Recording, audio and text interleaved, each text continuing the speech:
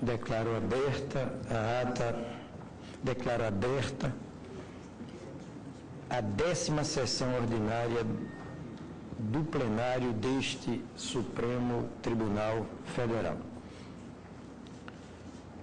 Passo a palavra ao secretário para a leitura da ata da sessão anterior. Ata da nona... Tom de Março fará a leitura. Ata da 9ª sessão ordinária realizada em 18 de abril de 2012, presidência do ministro César Pelus, ausente o senhor ministro Celso de Mello, Joaquim Barbosa, a senhora ministra Carmen Lúcia, vice-procuradora-geral da República, doutora Débora Macedo Prado de Brito Pereira. Regulado o seguinte processo: ação direta de inconstitucionalidade.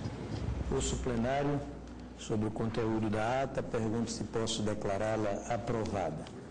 Aprovada a ata e, em sequência, comunico a todos que se encontram presentes estudantes do curso de Direito das seguintes instituições: Faculdade do Instituto Brasil, de Anápolis, Goiás, e Programa Estágio Visita do Centro de Formação e Treinamento da Câmara dos Deputados.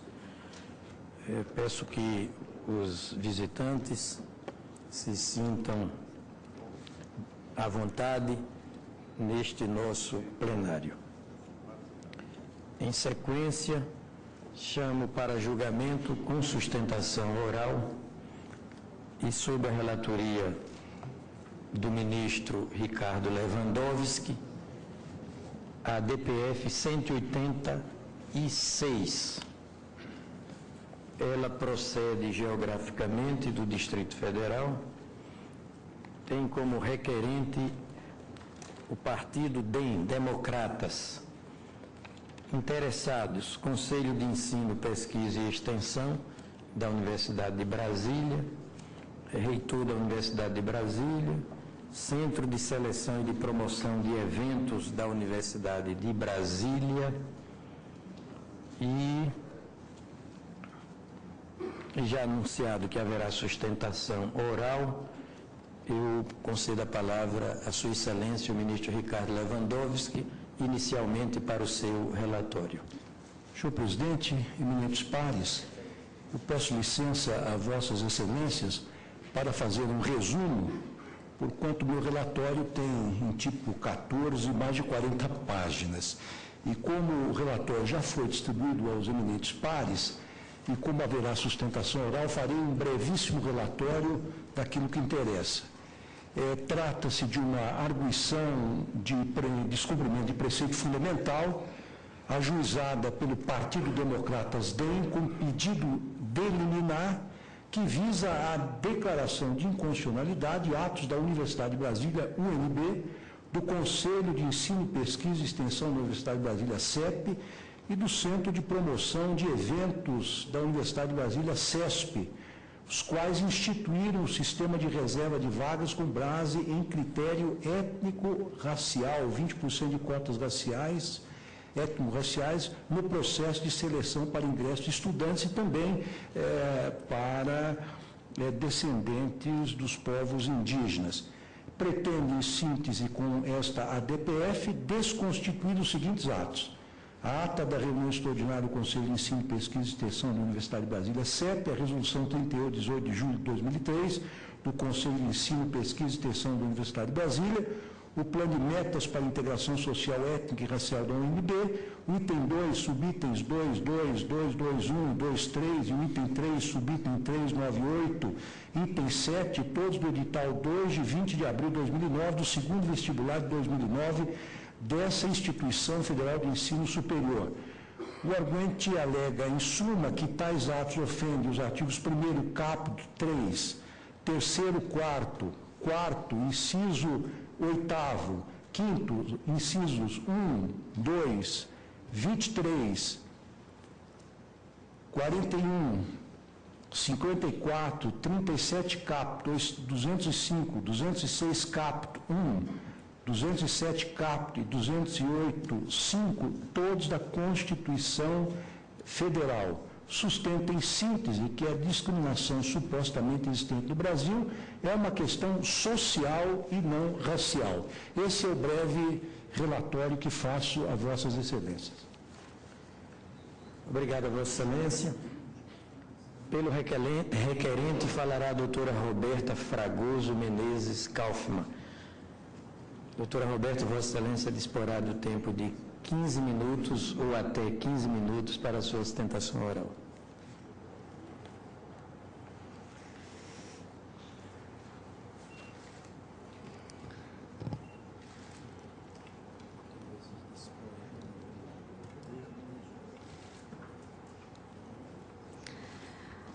Boa tarde, senhores ministros. Boa tarde, senhoras ministras e mais autoridades presentes. A questão que se coloca aqui nessa ação é uma questão da mais alta relevância para o Estado brasileiro. O que se discute nessa ADPF é se nós queremos implementar no Brasil um modelo de um Estado racializado, um modelo de um Estado em que os direitos das pessoas são divididos com base em um critério tênue no Brasil, como é a cor da pele. É importante destacar que em nenhum momento se questiona ou se discute nessa ação a constitucionalidade de ações afirmativas como um gênero para a integração necessária das diversas minorias. Não se discute também nessa ação que o Brasil adota um modelo de Estado social, que em oposição ao Estado liberal, objetiva justamente a criação de um país mais justo, mais igual, mais solidário, mais fraterno. Não se discute também nessa ação a existência de racismo, de preconceito e de discriminação em relação aos negros na nossa sociedade. O que se discute, evidentemente, é qual é a melhor forma de integrar os negros no Brasil. Porque todos nós queremos a integração dos negros. Todos nós queremos a criação de um país melhor. A diferença e o que nós colocamos aqui nesta ação é que em todos os países que implementaram uma política de cotas de recorte exclusivamente racial, e quando eu digo isso eu me refiro especificamente à política norte-americana de cotas raciais, a política instituída na África do Sul, a política também instituída em Ruanda. Em todos esses países que implementaram cotas, houve antes um século de segregação institucionalizado. Houve sempre a definição por meio de lei daquele que era o beneficiário da medida. A questão que se coloca não é superficial. Se você não tem um critério preciso para definir no Brasil quem é o pardo, quem é o moreno, as consequências da implementação desta medida, por meio de leis que vão criar categorias raciais no Brasil, podem ser mais desastrosas do que os eventuais bônus que a política pode ocasionar. Nos Estados Unidos, o critério para definição racial é o critério da gota de sangue. Se o cidadão tivesse uma gota de sangue negro, ainda que na aparência ele fosse loiro, dos olhos azuis, aquela pessoa seria, em todos os segmentos sociais, considerada negra. Não é à toa que historiadores mostram que, por meio de leis, desde o hospital em que o bebê nascia, até o cemitério onde ele era enterrado, todas as instituições sociais eram rigidamente segregadas com base na cor da pele. Não é preciso afirmar, mas a imposição de um modelo de Estado racializado, por óbvio, traz consequências perversas para a formação da identidade de uma nação. Você cria, então, identidades paralelas, identidades bipolares. Você não cria um sentimento de cultura nacional. Você cria um sentimento de culturas segregadas, porque o critério não é objetivo. É diferente falar de cotas para deficientes físicos. É diferente falar de cotas para idosos. É diferente falar de cotas para gestantes. Porque existem critérios objetivos que definem os beneficiários. No Brasil, as cotas raciais, tal como estão sendo impostas nas universidades, especialmente no caso da universidade que está sendo impugnado, a UNB, as cotas estão sendo implementadas por meio de tribunais raciais, de composição secreta, e que com base em critérios mágicos, místicos, definem a tênue diferença entre um moreno, um pardo e um branco no Brasil. Não é preciso lembrar a todos o caso dos gêmeos da UNB, em que 2 gêmeos idênticos, univitelinos, foram considerados cada qual de uma raça diferente. A declaração de 18 de julho da Unesco diz: menos que um fato biológico, a raça é um mito social. E como tal, tem causado, em anos recentes, pesados danos em termos de vida e de sofrimento humanos. Existem inúmeros desafios para a implementação de cotas raciais no Brasil. O primeiro deles é a imensa miscigenação que nós temos desde o início da colonização. Não é à toa que uma pesquisa recente realizada pelo professor doutor titular de genética da Universidade Federal de Minas Gerais, chamado Sérgio Danilo Pena, na sua pesquisa Retrato Molecular do Brasil, ele mostra que é impossível no Brasil correlacionar cor de pele e ancestralidade genômica. Em outras palavras, o fato de nós termos tido uma miscigenação bastante intensa desde o início da colonização faz com que seja impossível você olhar para o negro hoje e dizer que ele necessariamente descende de escravo. Da mesma sorte que é impossível você olhar para um branco e dizer que ele necessariamente descende de senhor de engenho. Só são 10 genes que definem a cor da pele, de um total de 25 mil genes. O problema, essa pesquisa mostra que, por exemplo, pessoas como Neguinho da Beija-Flor possuem 70% da sua ancestralidade genômica europeia.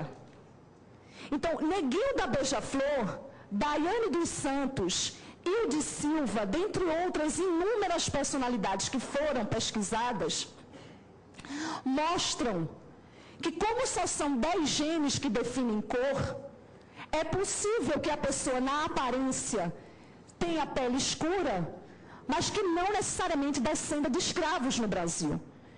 E isso só foi possível aqui porque a miscigenação foi uma constante, coisa que não aconteceu, por exemplo, nos Estados Unidos, em que, desde o início, a miscigenação foi proibida por lei. Até 1967, era crime o relacionamento entre as cores diferentes nos Estados Unidos. É preciso destacar que, mesmo com a regra da gota de sangue, nos Estados Unidos, só 10% da população é considerada negra. Aqui no Brasil, se nós fôssemos adotar a regra da gota de sangue, quem de nós não seria negro? Essa é uma diferença crucial que separa os nossos modelos. A verdade é que nós não precisamos implementar nesse país, no Brasil, um modelo de cotas que foi pensado para solucionar o problema de outras realidades. Nós podemos ser criativos e pensar em um modelo de ação afirmativa à brasileira, em que nós possamos partir de critérios objetivos para integrar justamente os negros.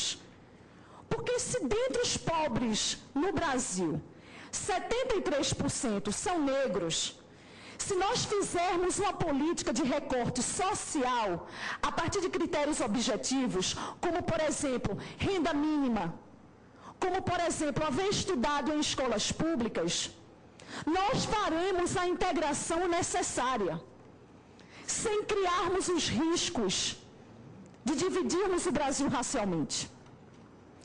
É preciso esclarecer também que em pesquisa recente realizada pela Associação Nacional dos Dirigentes de Ensino e publicada em agosto de 2011, se demonstrou que nesses 10 anos de cotas raciais, exclusivamente raciais, tal como está sendo implementado na Universidade de Brasília, e que agora é objeto de impugnação, não houve um aumento de nem 1% dos alunos pobres na universidade. É uma falácia a ideia de que a cota racial integra aqueles que mais precisam da ajuda estatal. É preciso esclarecer que nós não estamos nessa ação revivendo os horrores da escravidão. Todos nós somos contra a escravidão. Todos nós somos contra os horrores que foram cometidos em nome de uma política mercantilista.